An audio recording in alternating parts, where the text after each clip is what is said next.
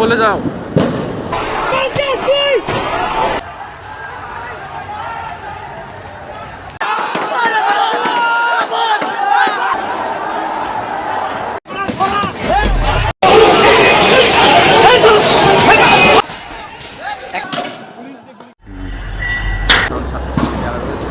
জনগণের সরকার নির্বাচিত হবে আসলে, যেখানে আমরা বিশ্বাস করি তরুণ প্রজন্মের অনেক বড় একটি পার্টিসিপেশন থাকবে। মানুষ আসলে বিরক্ত, মানুষ এই দল এই সব দলের কথা শুনতে শুনতে বিরক্ত, কারণ কেউই আসলে তাদের ওই প্রতিশ্রুতির কোনো প্রমাণ দিতে পারেনি কখনোই। আমরা বিশ্বাস করি যে মানুষ তরুণ প্রজন্মের উপরে এই আন্দোলনে, এই গণঅভ্যুত্থানে, এই স্বৈরাচার পতনে আস্থা রেখেছে। আমরা বিশ্বাস করি তরুণ প্রজন্মের উপরে আগামীর যে সংসদ, জনগণের যেখানে প্রতিনিধি নির্বাচিত হবে, সেখানেও সে আস্থাটি রাখবে এবং এর মাধ্যমেই আমরা যে বাংলাদেশের স্বপ্ন দেখি সেই স্বপ্নের অগ্রযাত্রা শুরু হবে। এই মুহূর্তে যারা বিএনপির বিভিন্ন জায়গায় বিভিন্ন নেতাকর্মীরা খুবই উচ্ছ্বাস করছেন, আপনাদের জন্য খুবই বড় ধরনের একটা দুঃসংবাদ। সাধারণ ছাত্র যেই আন্দোলন ছিল বা বৈষম্য বিরোধী আন্দোলনের এই ছোট ছোট বাচ্চাগুলা নির্বাচনে আসছে, কোনো দলের প্রতি তারা আস্থা রাখছে না। এক চাঞ্চল্যকর ঘোষণা দিয়েছে এই আন্দোলনটির একজন অন্যতম সমন্বয়ক সার্জিস। তো চলুন সার্জিসের মুখে শুনি আসলে তারা কি চাইছে। তারা কি মানে আওয়ামী লীগের অল্টারনেটিভ হিসাবে বিএনপি বা অন্য কোনো দলকে চাইছে, নাকি তারা নিজেরাই নির্বাচনের দিকে যাওয়ার সিদ্ধান্ত নিয়েছে বা এর পাশাপাশি আরও কিছু করেছে? পুরোটি ভিডিও মনোযোগ দিয়ে শুনবেন। এর পাশে আরও কিছু তথ্য আপনাদেরকে দিচ্ছি। 11 দফা দাবি। সেই জায়গা থেকে আমরা বিশ্বাস করি বাংলাদেশের তরুণ প্রজন্ম আসলে রাজনীতির দিকে তার আগ্রহটি দেখাবে এবং তারা অবশ্যই এই যে নির্বাচন, যাদের নির্বাচনের ওই মিনিমাম শর্তগুলো পূরণ করার সক্ষমতা রয়েছে, তারা অবশ্যই এগিয়ে আসবে, তারা নির্বাচন করবে। ফলাফল নির্ধারণ করবে বাংলাদেশের মানুষ এবং আমরা বিশ্বাস করি অন্তত আজকে 2024 সালে আজকের এই দিনে দাঁড়িয়ে যে বাংলাদেশের মানুষ এখন তরুণ প্রজন্মের উপরে আস্থা করা শুরু করেছে এবং নির্বাচন নিশ্চয়ই শুনেছেন। তার মানে যারা ভাবছিলেন যে গতকালকে থেকে যে সামনে আসলে নির্বাচনের জন্য শুধুমাত্র এই মুহূর্তে আমরা জানি সারা বাংলাদেশে খুবই শক্তিশালী অবস্থান আছে বিএনপি এবং তাদের যেই প্রধান শরিক দল ছিল জামায়াত ইসলাম, জাতীয় পার্টি তো আসলে গৃহপালিত ছিল। তো এখন আওয়ামী লীগ নির্বাচনে আসলেও পাশ করবে না বা নির্বাচনে আসার হয়তো বা সুযোগও থাকবে না।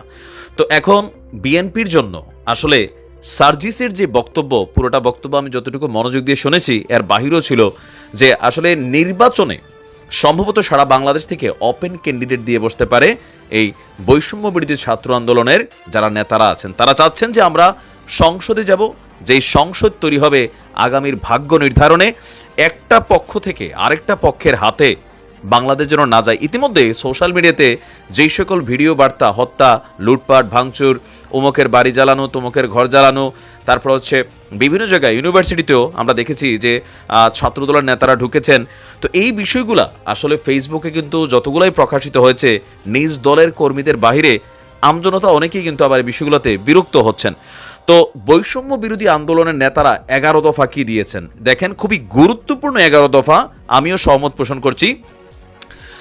সরকারের মেয়াদ হবে 3 থেকে 6 বছর সর্বোচ্চ। তবে আমি এখানে একটু যোগ করতে চাই, এটাও যোগ করা দরকার ছিল, 3 বছর থেকে 6 বছর যেটাই হোক, একাধারে একটা সরকার দুইবার ক্ষমতায় থাকার দরকার নাই। কারণ একাধারে একটা সরকার যখন দুইবার ক্ষমতায় থাকে তাহলে হয় কি যে নিজের ক্ষমতাকে পাকাপোক্ত করার জন্য নির্বাচনকে বানচাল করার চেষ্টা করে।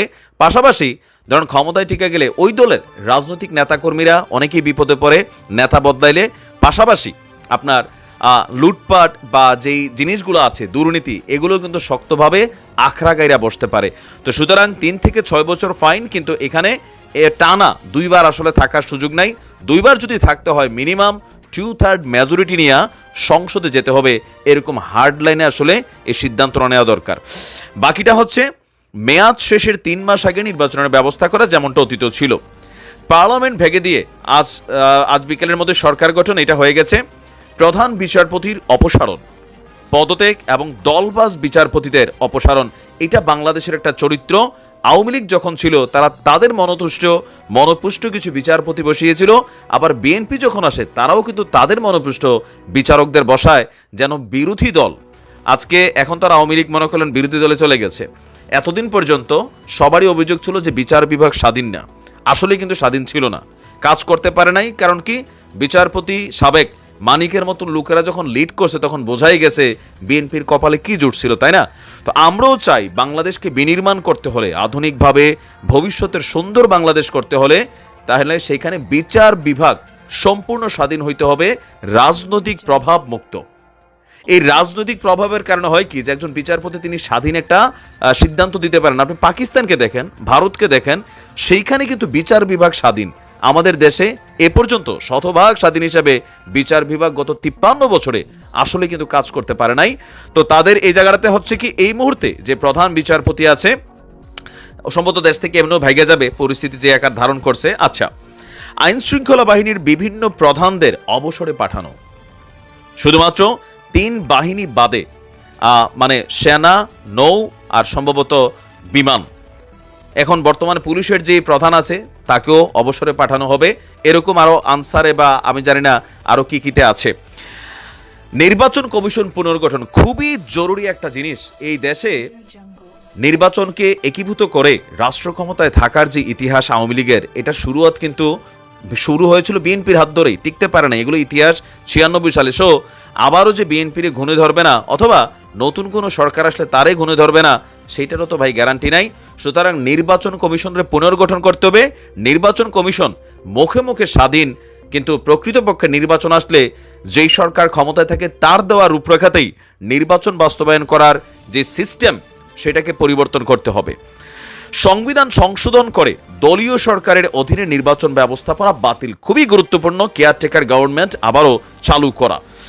সরকারের সকল চুক্তিভিত্তিক নিয়োগ বাতিল, এটাও খুবই জরুরি, কারণ একজন আইজিপির মেয়াদ শেষ, তারে বসায় রাখছে। ঢাকা ওয়াসা খেকু এরা বৈশা রয়েছে বছরের পর বছর, এদের দুর্নীতি লুটপাটের কারণে রাষ্ট্র আজকে শেষ, জনগণ নিপীড়িত। খুবই সুন্দর উদ্যোগ। ছাত্র নাগরিক হত্যায় জড়িতদের সর্বোচ্চ শাস্তি নিশ্চিত, নিহত এবং আহত পরিবারকে ক্ষতিপূরণ। এখানে নাগরিক বলতে পুলিশ বাহিনীর কথাও কিন্তু ছাত্ররা বলেছে যে এই হত্যাগুলো ছাত্ররা করে নাই, তাহলে কারা করেছে? পাশাপাশি যেই সকল ছাত্র, একজন রাস্তার হকার, সেই ছোট্ট শিশু, যারাই, এটার বিচার আমরাও চাই। জুলাই মাসকে জাতীয় শোকের মাস ঘোষণা করা। বাংলাদেশের এই প্রজন্ম, এই যে দ্বিতীয় মুক্তিযুদ্ধে আমরা দেখলাম, এই যে দেশকে একটা নতুন লিডে দেখছি, এইটাকে ধরে রাখতে হলে অবশ্যই জুলাই মাসকেই শোকের মাস ঘোষণা করা উচিত। বিগত 15 বছরে দুর্নীতির সাথে জড়িতদের বিচারের আওতায় আনা এবং শ্বেতপত্র প্রকাশ খুবই গুরুত্বপূর্ণ। এই ঝড় উঠছে, এই ঝড়ে প্রত্যেকটা ডিপার্টমেন্টে সরকারি আমলা, সচিব, অফিসার, পুলিশ, আর্মি, র্যাব, যে যেখানে আছে, আমরা দেখছি সেনাবাহিনীতে রদবদল হয়ে গেছে, প্রত্যেকের দুর্নীতির বিচার হতে হবে। তাহলে আপকামিং যে সরকার হবে, এবার এটা বিএনপির হোক, জামাতের হোক, অথবা ডক্টর ইউনূসের দল হোক, ইউনূসের দল কিন্তু আসতে যাচ্ছে, পরের ভিডিওতে দেখেন, যারাই বসবে এদের মধ্যে একটা ভয় থাকবে কি, যে আমি যদি দুর্নীতি করি 5 বছর পরে সরকার বদল হলে আমার বিচার হবে। আচ্ছা, পাশাপাশি দুর্নীতি দমন কমিশন পুনর্গঠন খুবই গুরুত্বপূর্ণ। সর্ষের মধ্যেই ভূত হচ্ছে এই দুর্নীতি দমন কমিশন। আর এগুলা আমরা যেগুলো দেখছি, এগুলো একদিনে হয় নাই। 53 বছরে যে যখন রাষ্ট্র ক্ষমতায় বসেছে, এই প্রতিষ্ঠানগুলো আসলে রাষ্ট্রকে উন্নত করার কথা, কিন্তু এরা রাজনৈতিক সরকারকে সাপোর্ট করে বসে। বিএনপি ক্ষমতায় থাকলে আওয়ামী লীগের তারা দুর্নীতি বের হয়, আওয়ামী লীগ ক্ষমতা থাকলে বিএনপির তারা বের হয়। এরপরে এগুলোতে মানুষ বিরক্ত। দুর্নীতি কমিশনকে শতভাগ পুনর্গঠন করাটা খুবই জরুরি। তবে আমি আর একটা ধারা অ্যাড করতে চাচ্ছি, প্রত্যেকটা সরকারি কর্মচারী যারা চাকরিতে ঢুকবে, তাদের ঢুকার সময় সম্পত্তির হিসাব রাখা উচিত। এর মাঝখানে সে যদি কোনো সম্পত্তি পারচেজ করে, তার বউ, শ্বশুরবাড়ি, এগুলোরও একটু তদন্ত বা নজর রাখা উচিত। সে যখন চাকরি থেকে অবসর গ্রহণ করবে, অথবা প্রতি 5 বছর পরে পরে তার সম্পদের হিসাব দেওয়া উচিত। কারণ এই রাষ্ট্রে বড় লুট করে ফেলছে এই আমলারা, আজকে সবগুলা দেশ ছেড়ে পালানোর চেষ্টা করছে। সো আমরা মনে করি যে ছাত্রদের যেই দাবিগুলো 11 দফা আমি সহমত। তবে ছাত্ররা যদি নির্বাচনে যায়, আমি যেমনটা দেখছি সারা বাংলাদেশে গতকালকে থেকে বিএনপি নেতাকর্মীরা উজ্জীবিত, অবশ্যই দীর্ঘদিন নিপীড়িত হয়েছেন, উজ্জীবিত, কিন্তু নির্বাচনের জন্য আসলে একটা চ্যালেঞ্জিং ইস্যু এখন সামনে চলে আসছে। জানি না মানে এই পোলাপাইন কি ঘটাইতে যাচ্ছে আসলে। ভালো থাকুন, আসসালামু আলাইকুম।